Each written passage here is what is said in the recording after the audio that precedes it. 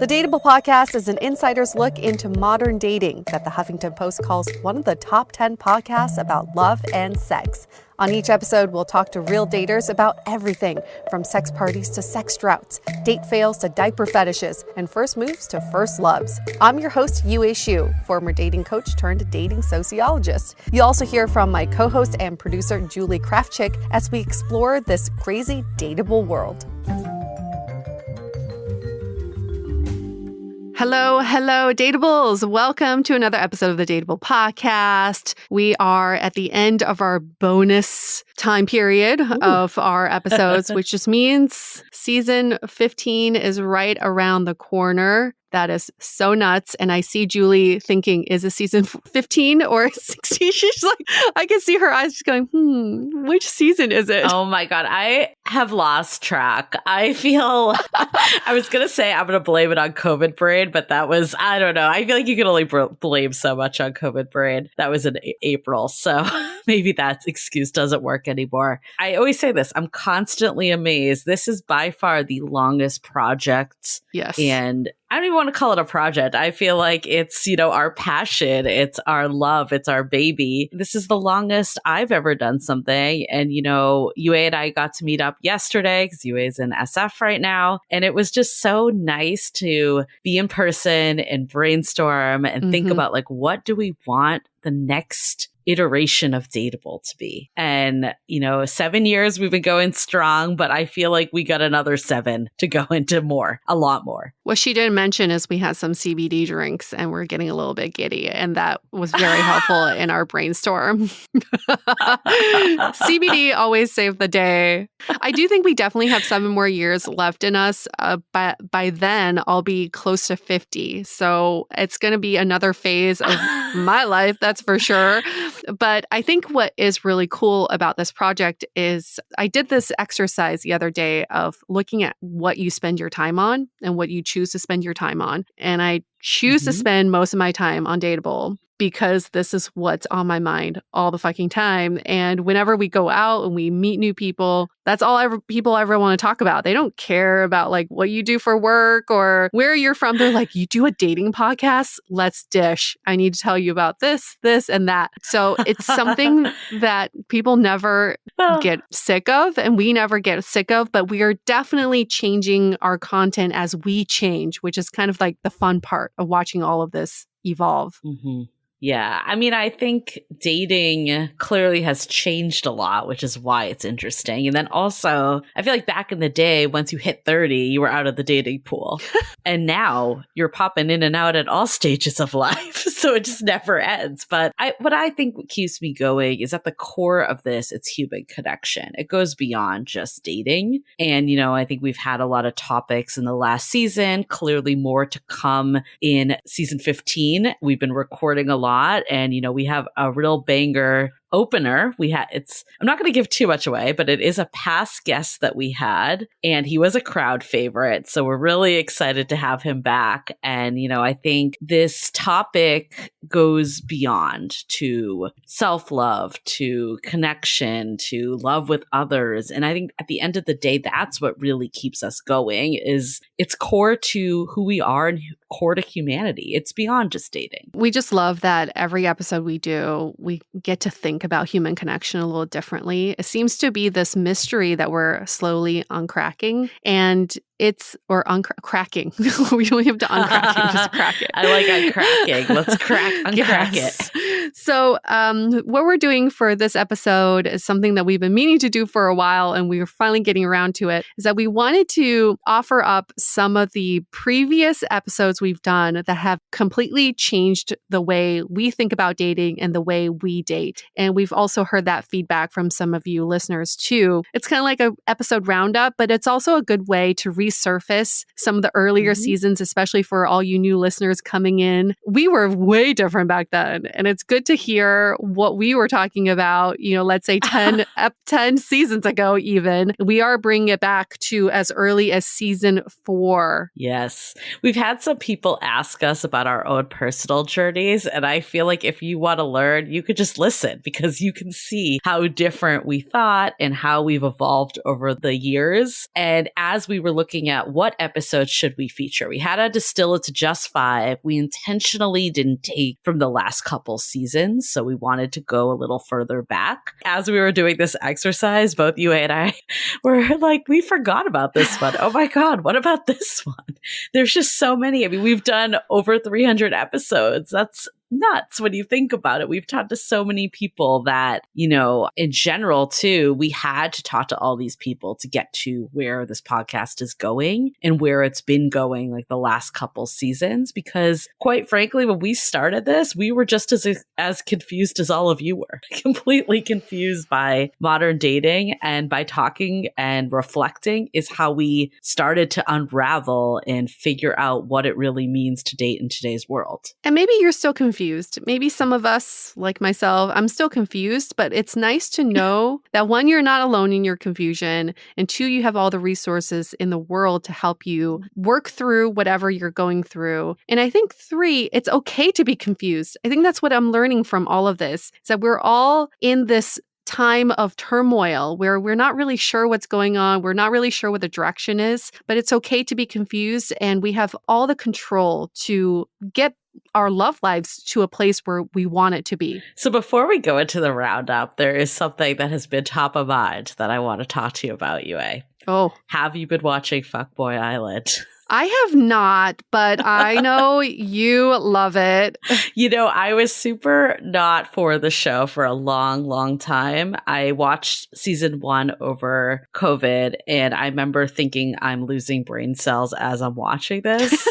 But season 2 has officially sucked me in. My partner and I have been on a binge. We went all the way back to season 1 as we were waiting for episodes of season 2. We caught the finale last week. And why I wanted to bring it up is it's so interesting to watch just the psychology of how people say one thing but do the complete opposite, and what we say we want versus what we actually want. And, you know, I think in theory, everyone knows they should be with a nice guy and not a fuckboy. But so many of the women on that show are like, he's just missing that edge, that fuckboy energy, you know? So I think, you know, I'm not here to judge. A lot of the people are younger too. I think we've all went through a stage where we were maybe attracted to things that weren't the best for us. But it's very interesting to watch people real time. I know it's reality TV, so there's some scripting and whatnot, but it's interesting to watch them kind of be confused in real time.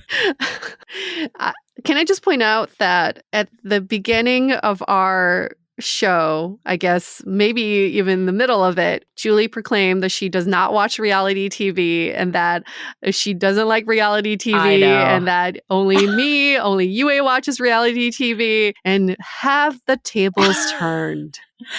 Can you tell my partner that? Well, I guess he'll listen to this because he does not believe me that I never watched this stuff before him. But I think there is something really fun about watching reality TV with a partner or even with a group of girlfriends or guy friends, because other TV shows you need to actually watch and pay attention. Mm-hmm. But this is so ripe for discussion and commentary. So it just makes it a different TV watching experience. What I like about reality TV is that they're basically human experiments that you don't need to be part of, but you get to observe what's going on. And there's some data that you can collect from 20 years of reality TV that we've been watching, or the shows that have been on air. You can see their patterns with The Bachelor and The Bachelorette. For example, one pattern I think is so interesting is that the Bachelorette couples have a smaller success rate than the Bachelor couples. So the women who've done the choosing have a higher chance of breaking up with their fiancés that they've chosen than the male bachelors who've chosen their fiancés and their partners. And we can dive so much into that, but there are patterns surfacing that really show you what modern dating is, and it's like a reflection of what we're going through. But it's good because we don't have to be part of the experiment to see the results of it. You know, obviously there's a different lens, but I think at the end of the day, there are a lot of people that, whether they admit it or not, like fuck boys or fuck girls. There was definitely a preview to come that future season might be be around the F girl and try to make that a thing. Oh. Equal opportunity, right? No discrimination. Girls can be F girls also. Cool opportunity fucking. Yeah, exactly. Why should one person be the fuckery? Both parties should have an equal opportunity. I like to see a fuckboy date a fuck girl and see what happens there. They would just be playing games and never be actually seeing each other. It would just be like a constant roundabout. It's true. It's true. Am I screwing them over? Are they screwing me over? I'm fucking other people. Are they also? Yeah, it would be a terrible train wreck.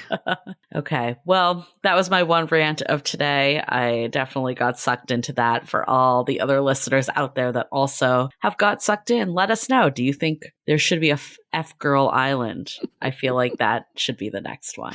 I feel like we've dissected Fuckboy Island. Should we get into the episodes that have changed our perspective of love and we feel like are, those hidden gems in the vault that we want to showcase? So excited to get into this. Before that, where to find us. You can always find us on social media. The handle is @Dateable Podcast. You can DM us on Instagram. We're very active there. You can also find us on YouTube, Dateable Podcast. Just search for us. And if you want to really connect with us, you can email us hello@dateablepodcast.com. We do check those emails as well. And for anybody new to our show or have been thinking or heard about this sounding board, that is our premium community where we get to connect more intimately with weekly events and you get access to us as well. So you can find out more about that at dateablepodcast.com/sounding board. Yeah, and before we get into it, let's take a minute for our sponsors. This episode is brought to you by Attitude. Want deep, restful sleep without taking melatonin? Trying to stop your night sweats? Or looking to get a little more eco-friendly? You won't get these with any old cotton sheets, but you will with bamboo. Upgrade your stuffy cotton bedding in Attitude's naturally breathable bedding made from their innovative clean bamboo fabric. It feels unlike anything else you've slept on. And no, they won't cost you or the earth because right now you can get 20% off your first order by visiting attitude.com/dateable. These unbelievable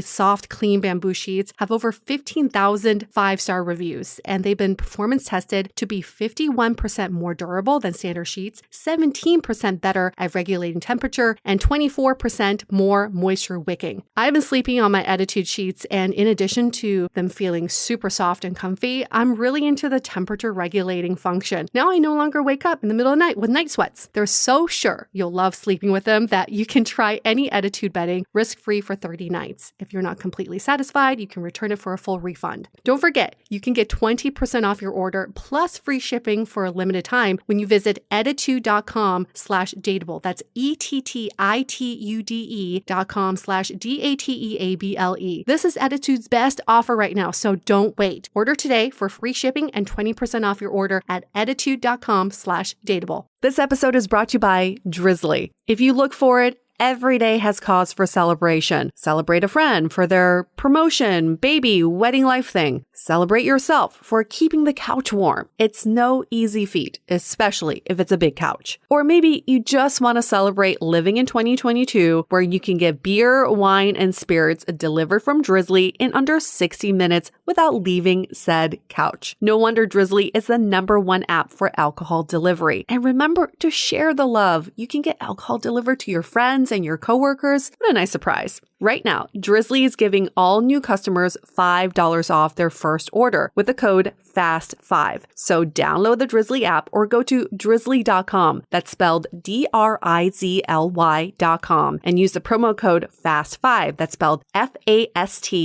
5 for $5 off your first order. You're welcome. Okay, let's get on with that roundup. So our very first episode that we wanted to highlight, we want to go back to season 4, episode 16. We did an episode with Heidi Easern. I feel like you should tell this story because there was this quote that Yue was obsessed with that started circulating the internet. And we were able to track down the writer, and she ended up being like a friend of a friend. And we decided to have her on to talk about the topic that I feel like is still incredibly relevant today, why you can't find the one. It's bringing me back to a time. Now I'm remembering how I found out about this article. It's because the guy I was seeing at the time sent it to me on his way back from Tahoe when he flaked on our date. So, yes, it's coming back to me. I don't think I ever realized that's where you got it from, like from the guy directly. I remember the guy that flaked on you. I remember you sending the article, posting the quote, really feeling for this, but I did not realize he was the source of it. Yeah, foreshadow. Was this like his subtle way to say that he wasn't the one? Like, why was he sending this message? I feel like that's exactly what he was doing. Listen, girl, I won't be seeing you. We won't be dating, but here's an article as a consolation prize. Here's to help you out on your future. Hey, we've had people ask, like, how do you end it with someone? Just send them an article. Let them go on their merry way. Give them just send them a few Dateable podcast episodes. There you go. Happy to provide that service. Very easy to do. But what is this episode about? I think to sum it up from what I gather from the episode, because it was so long ago, was basically you can't expect your person to be everything to you. And I think in the article, she gives a few examples, like you can't expect her to be like the ballerina and the artist and the businesswoman and the good girlfriend and the, it's like all the different roles that we expect someone to be. We can't expect that in one person. And what oftentimes makes us disappointed in dating is that we meet someone online and we put all these roles on them before we even meet them. So you're basically setting them up for failure because when you meet them, you're going to realize that they do not fulfill all of these roles. Yeah. And I feel like it's something we talk about a lot is that this notion of the one, first of all, does not exist. There's not one person out there. There's many people that could be a good fit for you. And also the one isn't found, it's created. And what she talks about, a lot of it is these checklists, these things that we feel like we deserve because maybe we've achieved certain milestones in our life, and also how it's just near impossible to figure this out on the first date. You get an hour over cocktails with someone. How are you ever going to realize that this person is going to be your life partner? It takes time, and in modern dating, we just don't give it time. So even though this episode was from quite a while ago, we're talking, 2017-ish, it's a while back, but I feel like a lot of it hasn't changed, unfortunately, since that. So let's get into this episode and share a clip, and you can always go back to the archives and listen to the full episode. There's all these people out there, and there's an illusion of choice from just the urban social bar scene and all the parties, and then the proliferation of dating apps. Right? So you always think there's all these things out there and you're always seeking for more. It's like you're trading up everything in your life, your job, your apartment, your significant other. You're always looking for the next bigger, better deal. But my impetus for writing it was actually, I had come back into the country. I'd been traveling and I went to some San Francisco socialite singles mixer. And I wasn't really looking, but I thought, well, since my relationship isn't defined, we'll see what else is out there. Very classic San Francisco. And I just watched people. And I watched all these people checking each other out. And then I watched this woman that I wrote about and how she interacted and what she said to me. And she's like, what are you looking for? And I'm like, I have no idea, like cheese and wine. And she just listed off this litany of everything that she wanted, like every single thing. And I was like, good luck, because I don't think anyone here in this room meets anything. I don't think anyone in San Francisco meets everything that you have on your list. And that is not the right way to go to a singles mixer, is with a list in your mind and then trying to do this matching game of, does he have this?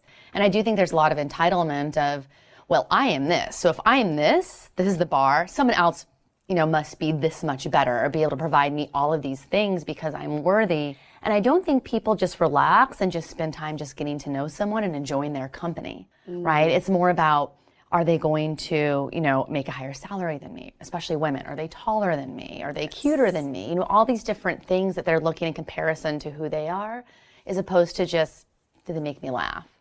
Right. Do we have fun together? Are they a good adventure buddy? Well, I also think it comes down to need. Like, what do you really need? If you are financially secure and you have a great life and you have all these friends, then someone else should just be the cherry on top of your life, right? You shouldn't be needing them to fulfill some big gap. So I think you can look at it, what else would make my life just a little bit better? And maybe it is having someone to talk to every night. You know, if you start thinking about it that way, it probably changes what people go out there looking for.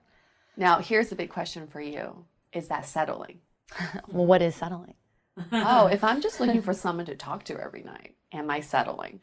Settling. So there was a book written a few years ago, I think it was Lori Gottlieb, who talked about Marry Him Now, right? And how you should settle. And she made a huge case for settling. Like, if he has halitosis, look past it. And you look past this because you're going to end up like me and you're going to be having a baby on your own when you're 42.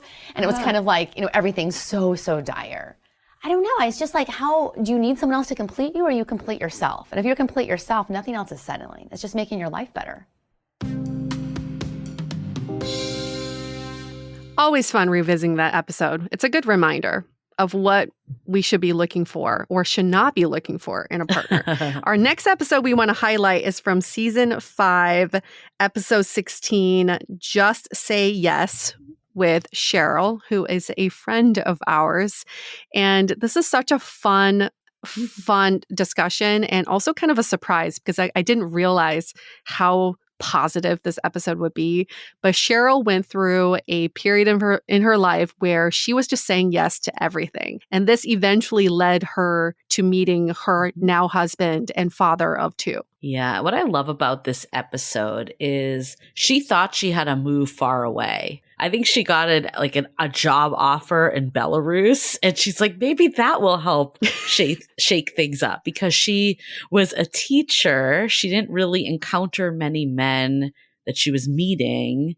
I believe when she actually met her husband, it was before apps really were as big as they are today. So she just didn't have many outlets to meet people. And she felt like that was the root of her issue. And what I loved about this is one day something snapped inside of her and said, okay, before I make this major change, I'm going to change my mentality in my current city. And that's when she shifted to this just say yes mentality. And being open, it radiated this energy for her that men were coming out of the woodwork, that she didn't change anything about her physical appearance. She didn't change anything about where she went on a day-to-day, but all of a sudden, people were giving her attention. So what I love about this is so often we think there's this list of superficial traits we need to change, lose the 5 pounds, dress differently, whatever it may be. But a lot of it is just the energy that we're giving out. And it's like this,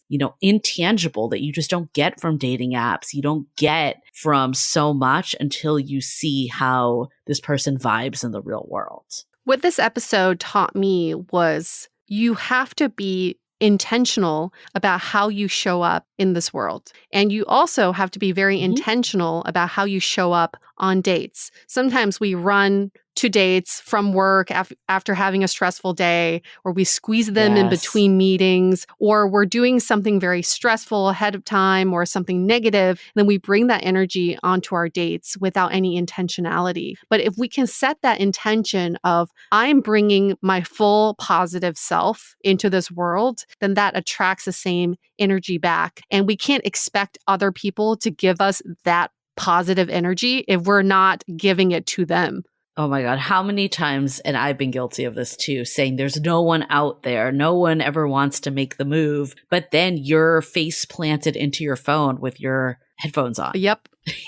How will anyone ever approach you in that world? So I agree full-heartedly what we put out. And so often we think that it's reserved for these special occasions. I know I was guilty of this. I would, be completely disheveled, not looking around my surroundings on a day-to-day. But then when the weekend came, I would, get all buttoned up and look nice and try. But why can't the everyday, that's just as good a place, if not better, to meet people? Why does it need to be reserved for going out or going to bars where, let's be honest, how often were you actually meeting people in that surrounding? So anyways, I love this episode. It was definitely a no-brainer when we pulled it up. So without further ado, we'll give you a clip.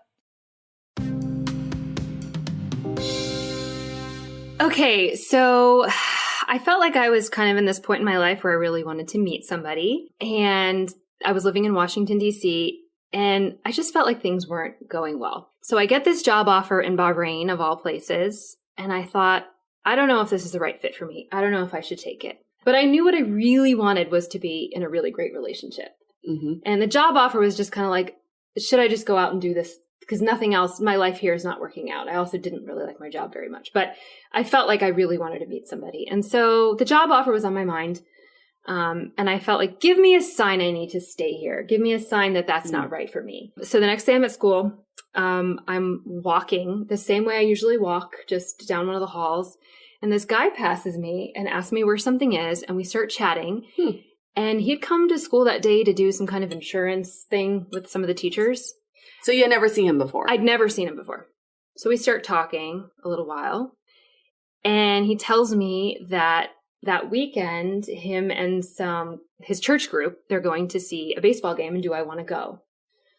I don't care about baseball. I don't go to church. But I said, yes.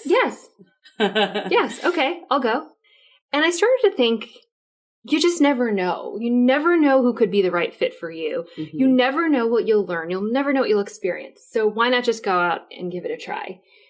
And so that kind of started the ball rolling. And suddenly I felt like I was wearing a sign. Everywhere I went, I was getting asked out on dates. And I'd never had that happen before. In the most unlikely places, by people I would absolutely say no to. So in this span of, it turned out to be a month, I went out with a guy who smoked. I don't like smoke. I don't smoke. I went out with a military guy. I wasn't really into that. I went out with a guy who had a son. That wasn't something I thought I'd want to do. I went out with someone who was way too short, someone who was way too tall, people of different religions. Just that normally in my head, I would say, that's not my type. That's not what I want. That's not my husband. But I did it. And I did it for the entire month. And it was amazing because the more I said yes, the more opportunities I got. And they just kept happening. You've heard us talk about this episode probably quite a bit. It left such an impression on both Julie and I. It is Marriage 101 with Dr. Alexandra Solomon. This is season 7, episode 22. And why this left such an impression on both of us, I'll speak for myself, I guess, is how we found out about her is because she offers the most popular class at Northwestern. Not a class that is part of your core curriculum, but elective class.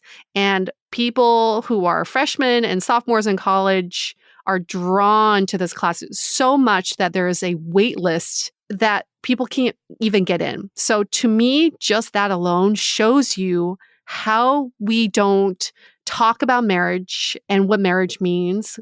People want to get married. They don't know how to stay married. Her class really just teaches these fundamental communication skills and relational skills that span outside of marriage that all of us should have been learning this whole time, even before college. I love she said it herself in the episode. Her course could have been called Dating 101. It could have been called Relationships 101. It's all about relational skills. And we've had Dr. Alexandra Solomon back on the podcast a second time. We probably need her a third time. Yes. She's just so phenomenal. We love talking to her. We always get so much insight. We've read both of her books. I feel like we're just big fans of her all in all. What I love about her, though, is that she talks about relational skills that seem so obvious, yet so many of us don't hold.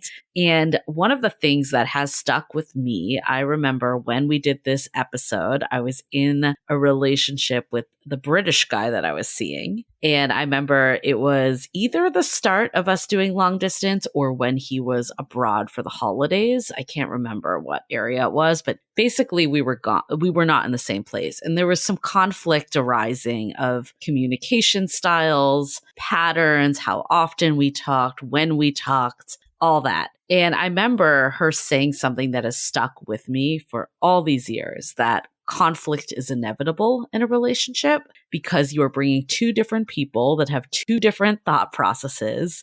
And so often we just assume our way is the right way because that's what we know. And especially if we haven't been in a ton of relationships, it's easy to just assume, well, I'm doing it right and they're doing it wrong, so they should adapt to what I'm doing. You know, I'm not going to even say if you haven't been in a lot of relationships, even people that have been in a lot of relationships, it's easy to go down that trap. But what we learned from her was this is common. And in fact, if you don't have conflict in a relationship, maybe there's something wrong because people are just bottling up their feelings. In today's world, people think, especially with apps where there's this illusion of abundance of options, oh, if there's conflict, I'm just going to go back and find someone different. And I've been so guilty of this. And every time I hear that voice in my head, I think of Dr. Alexandra Solomon, even in my current day relationship. She said, like, you need to decide who are you going to do conflict with and how are you going to resolve it. There's no avoiding conflict. It's just going to show up in a different way. Inevitably, if you go back into the dating scene, it's just going to show up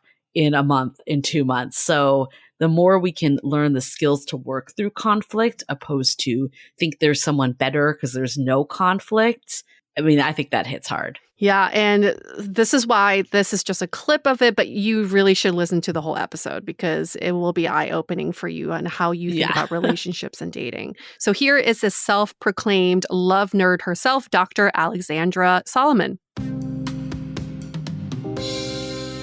The big concept that drives the class and drives, I wrote a book a year and a half ago that kind of addresses this. It's this idea called relational self-awareness, which is a more important framework than ever. What happens when we swipe is we think, I just have to find the right person.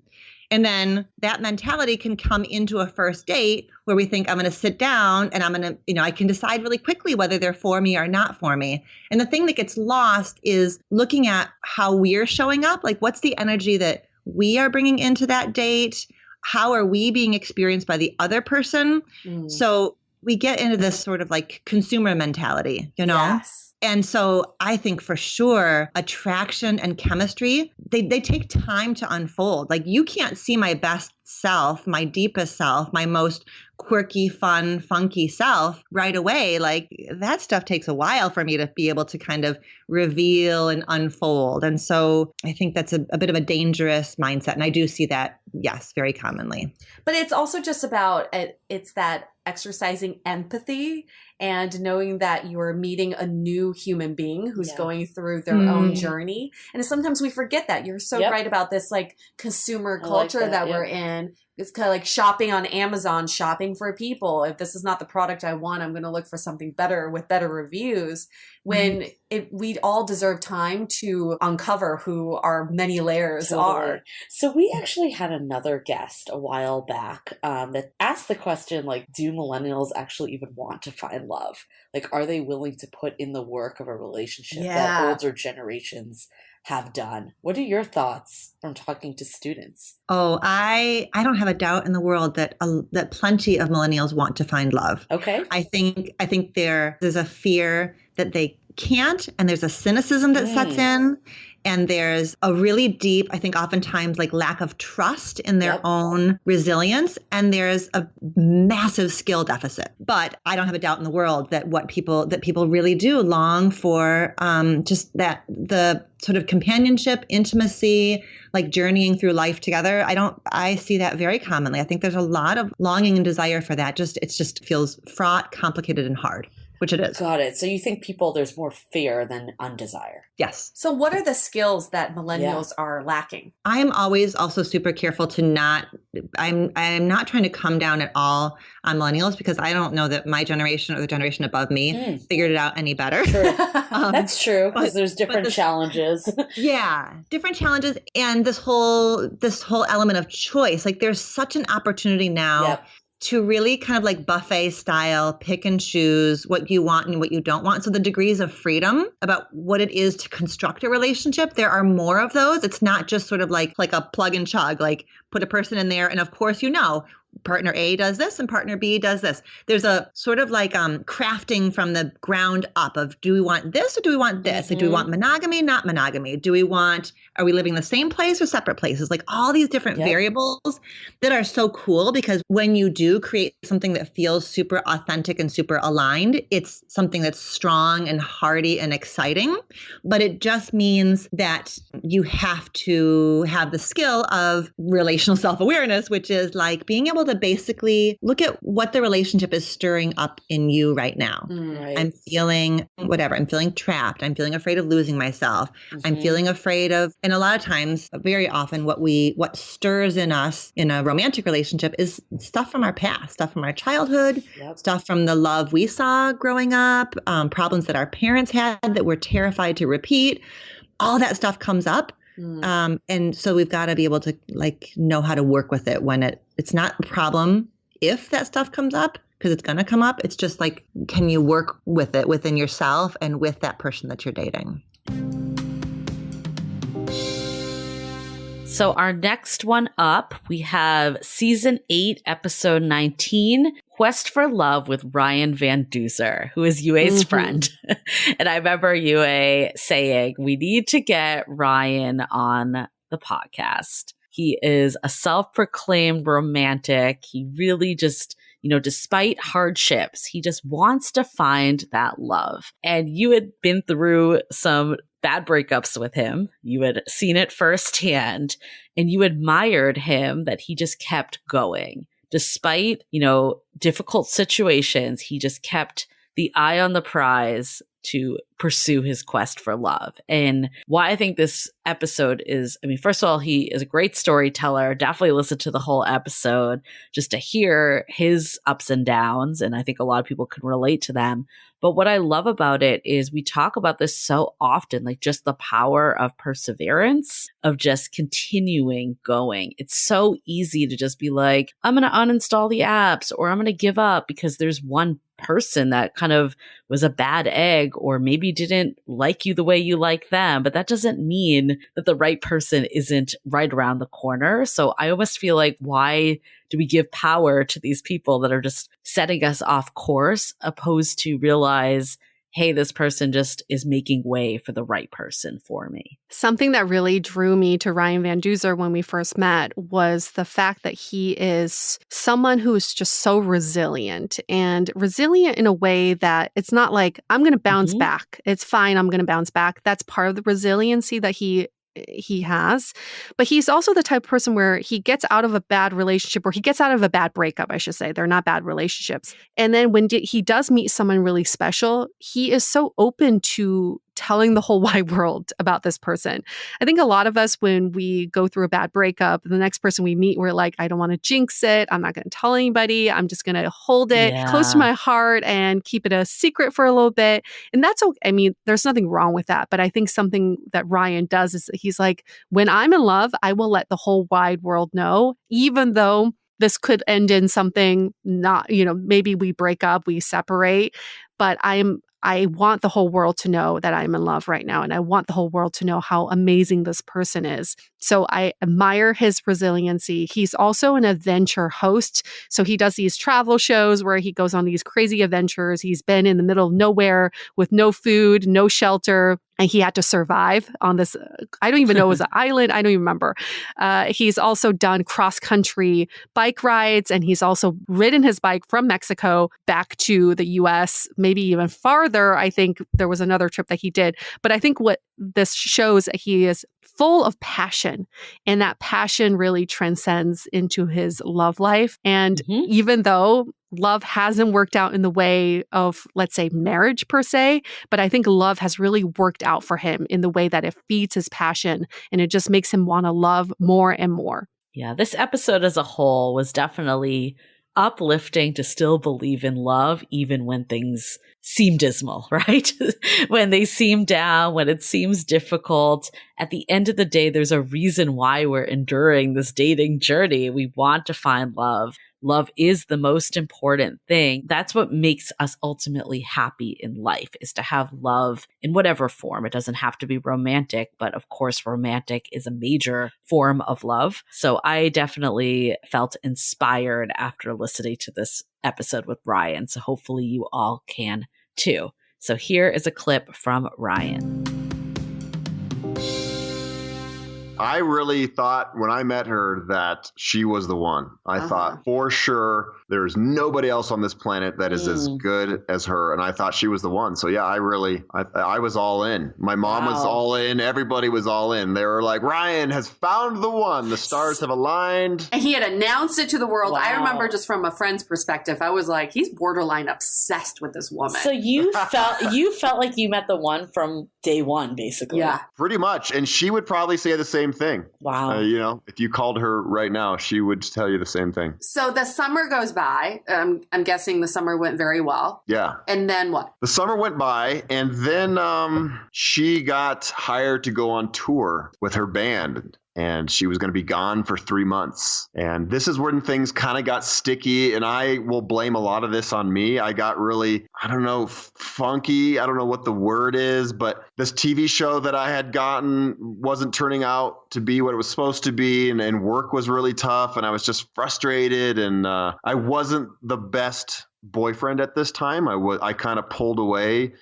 mentally, physically. I was not nearly as affectionate. I would blame a lot of the downfall of our relationship on my behavior toward the end of that summer into the fall. How long had you been dating at this point? Not that long. So we're from April to about September. But she did live with me for, a couple of those, 3 of those months. So it was pretty intense. And it's like 6 months. You hit about 6 months. Then she went on tour and I felt like I lost her. I thought I made the biggest mistake of my life. I went into the biggest depression I've ever gone to. Never gone to therapy or anything like that. I went to a therapist. It hit me hard. So you guys broke up when she left? Yeah, we broke up. Yeah. And I was destroyed. And then I dedicated the next 3-4 months to trying to get her back. Last but definitely not least, we want to bring you the 5th episode that has changed the way we think about dating and the way we do dating. And this is season 9, episode 19. Okay, so I couldn't read my handwriting that well. The next chapter of dating with our friend Andy. And we did this episode right before he moved to Europe for a job, but also for life reasons. And he has such a great way of opening up this next chapter in his life where he was just so open for what's to come. He had no expectations. He's ready to just start this brand new, uncharted territory kind of life. And he's now, years in Europe now and enjoying his time. But it's so fun to revisit this conversation because he was just about to leave. What I love about Andy, too, he was an OG Dateable fan. We did not know Andy before Dateable. He was like a friend of a friend, but we actually met him through Dateable. And I remember was I looking for a job? I think I was looking for a job and our mutual friend connected me to Andy because he was a recruiter. And he responded back like, oh, I'd love to help you out. And then at the end, I remember he signed off the email. It says a professional recruiting email, stay dateable, #sober first kiss. And yes. I died. He was so, and then remember we went to his company for lunch that time and he was just we had this whole crew of, oh God, I hate to stereotype because my boyfriend is an engineer, but we had this whole table of nerdy engineers sitting with us asking about all these dating questions. And it was so epic. But Andy has been with us since 2016. We've kind of seen Andy grow and we have developed a friendship with him over this time. And when we did this episode, what was so fun about it was that we went year by year, essentially, of how he's changed his own outlook of dating, relationships, personal development, his own growth, essentially. And what I love about this is it frames dating as personal growth. And so often we think, oh, this was a waste of time. Things didn't work out the way it was meant to be. But he was someone that showed that every experience built on one another. Sometimes some experiences happened because of where he was in life. It had nothing to do with other people and dating and all this. So it was a really good way to reflect back. It reminds me of this exercise I did in therapy once, like thinking like I'm not a relationship person. And my therapist had me write down like what was going on in my life over many years. And I realized there were some years that I was not remotely focused on relationships. I was just building my own life. And that's proof that like that doesn't mean that you're not a relationship person. It just means that that wasn't an area of focus for you at that time. So this is really a great episode to just hear someone share their own life journey and how it all plays together and how it sets you up ultimately for where you want to go and looking at the next chapter, not looking at it as closing the book, but when something ends, something new begins. And I think that's so powerful. I find Andy is a nice combination of Cheryl, the one who said yes to all the things, and then Ryan Van Duzer, who is a romantic and who's very resilient in his love for people. It's so fun because he's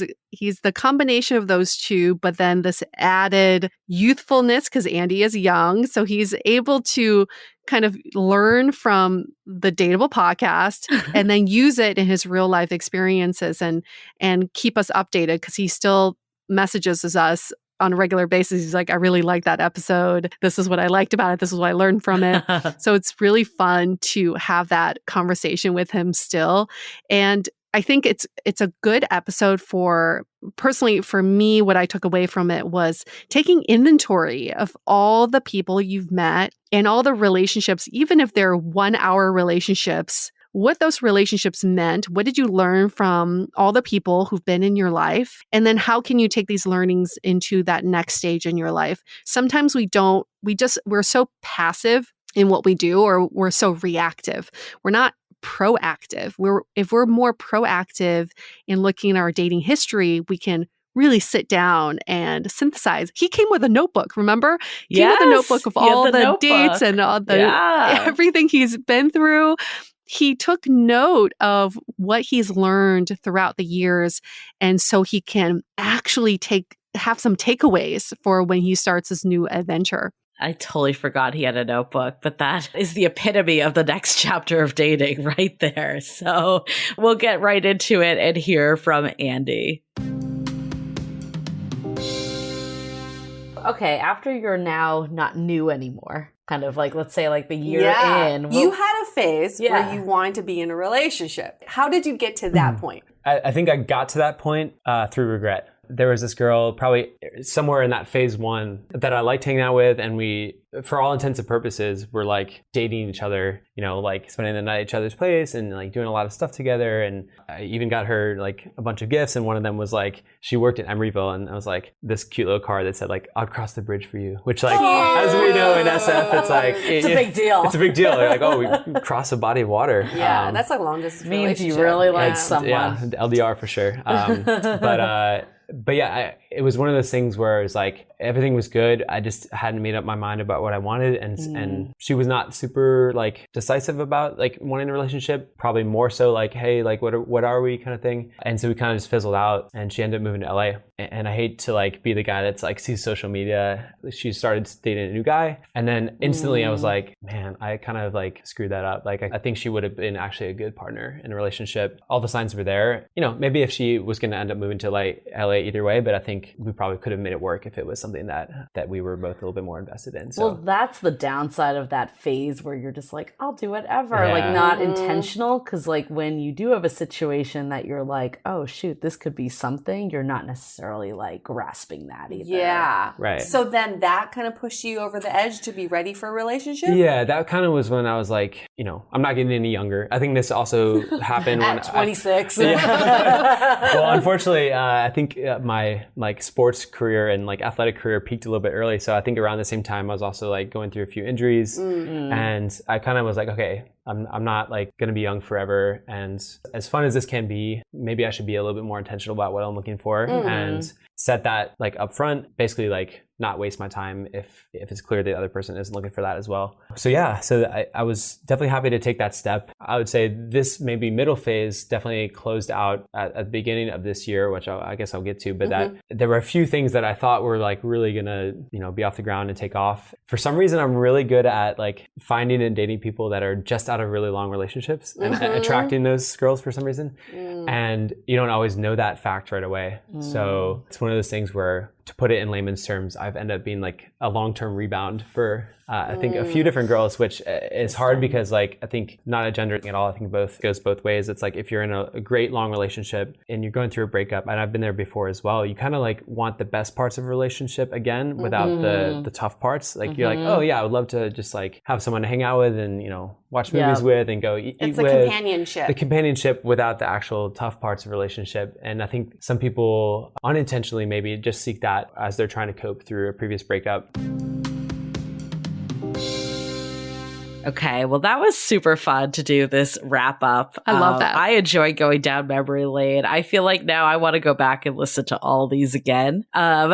So yeah, that was super fun. I'm glad we were able to do that. A lot of you have been asking for something like this already, so we're so glad we're able to bring this to you, because 300 episodes in, it's hard to know where to start, especially if you're new to Dateable. Yeah. So just so you know, we're going to try to keep doing more of these Roundup episodes just to resurface some of the older episodes that have really made an impact on our lives. But we also love to hear from you. The episodes that have resonated with you may be different than how it resonated with us. So please comment, write to us, leave us a message of which episodes have made an impact on your life. So then when we do this Roundup episode again, we can bring those episodes in and really highlight how they've changed your lives. Yep. And we've linked all these episodes in the show notes. And you can also go to dateablepodcast.com. All the episodes are on the site. And we actually do have a way to filter by dating, relationships, sex and sexuality, behavior. So there's a way to navigate through and find some of these episodes. We are continuing to work on better ways to even filter more. But for now, there's still ways that you can look at what's out there and maybe find things that are a good fit for you. Another kind of, way to do it too is I find it's pretty easy to search if you do Dateable Podcast and then whatever topic that could be interesting to you in a Spotify or in Apple Podcasts. And most likely we have some episode that is related because we've been doing this now for 7 years and we have over 300 episodes. There's probably something out there, but you can also ask in our Facebook group. We love when people put up posts saying, hey, I would love this episode on this. You probably have done it. Can you kind of refresh my memory? We are always happy to reply to those and send links directly. So feel free to do that too, but they're here for you. We got a whole back catalog, 300 plus episodes. So if you are anxiously waiting for the next episode to drop, do what I did with Fuckboy Island. Go back to the archives while you're waiting for the next week to come out. Was that the takeaway here? Is just go to the archives? Yep.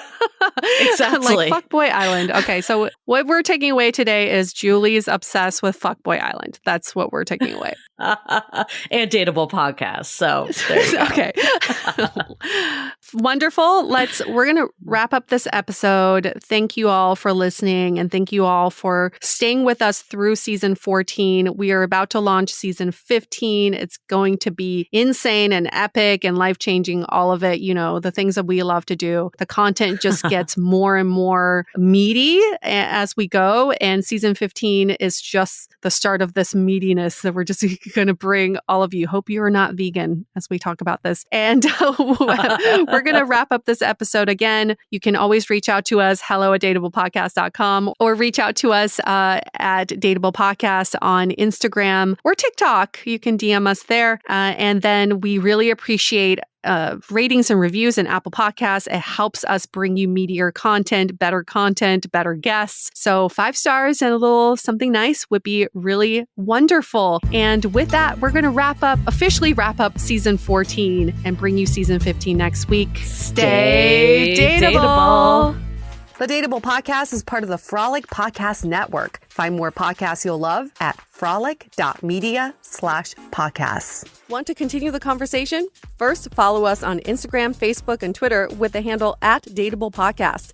Tag us in any post with the hashtag StayDateable, and trust us, we look at all of those posts. Then head over to our website, dateablepodcast.com. There you'll find all the episodes as well as articles, videos, and our coaching service with vetted industry experts. You can also find our premium Why series, where we dissect, analyze, and offer solutions to some of the most common dating conundrums. We're also downloadable for free on Spotify, Apple Podcasts, Google Play, Overcast, Stitcher Radio, and other podcast platforms. Your feedback is valuable to us, so don't forget to leave us a review.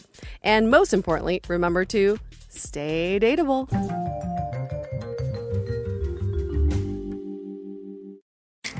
Hi, welcome to your neighborhood pharmacy. Hi, I've got a prescription for diabetes test strips. How much is the copay? Well, it depends on your type of commercial insurance and factoring in your yearly spend, subtracting the deductibles, also depending on your monthly allowance. Why can't there be a better option? Or you could try Contour Next test strips. A 35 count's only $19.99 over the counter and proven to be highly accurate. Go to contournext.com/radio to see if over-the-counter strips are a more affordable option for you. I think I'll try Contour Next.